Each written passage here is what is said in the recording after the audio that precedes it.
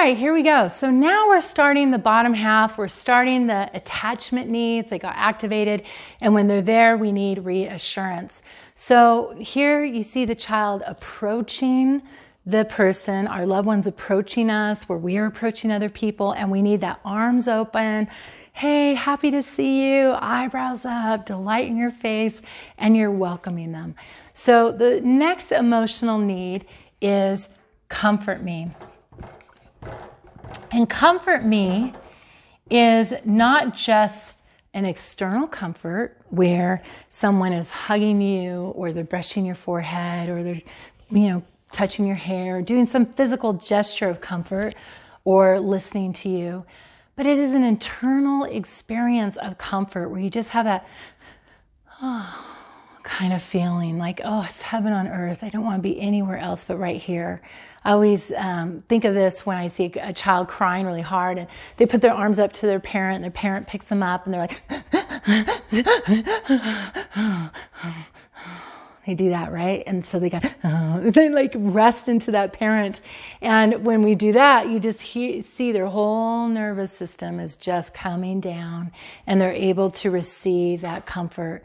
So this is an internal experience of being comforted and an external experience of being comforted. So when children are little and they're distressed, what do they typically do? They typically put their arms up, go to the parent. They don't turn to anybody else. They go to the one that they have the secure attachment with. Be like, Mommy, pick me up. Daddy, pick me up. And they pick them up. And then you have the mommy, daddy magic, and they feel so much better. But if they didn't form that attachment, they might go to someone else or go to strangers, or they might just fold on the ground and not let anyone comfort them. And these are signs of a problematic attachment that they have developed and not a secure attachment. So one way that you can think about your emotional needs is to think about what is the appropriate expression of children. So I was talking about this the other day with somebody I was helping, and they were saying, well, I don't like to cry in front of other people. I don't like to be comforted. And we said, well, what do children do when they need comfort? They turn towards their loved ones. So that is our natural design, is to turn towards somebody to receive that comfort.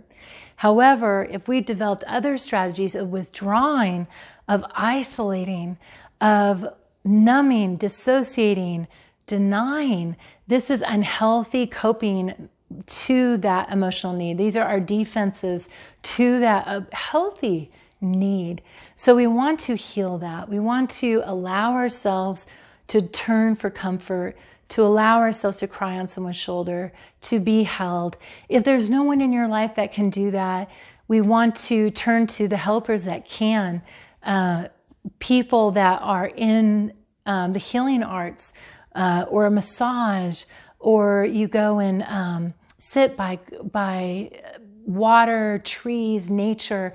Look at what in the world is comforting to me and begin to integrate that into your life. So if I'm having a really hard time with something and I know that, gosh, I'm really sad, let's say I'm grieving or something, I will carve out space for me to have, and I will comfort myself. So when I lost my grandfather who raised me, it was just very sad. And so I took a week off of work. I might have taken 2 weeks off, I don't remember.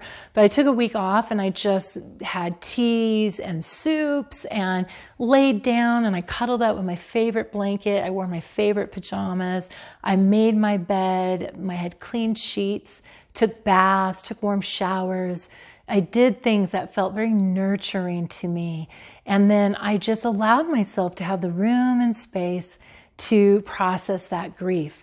And that was me being the caring, loving adult to my grief, to my inner parts that were really suffering and struggling and so sad.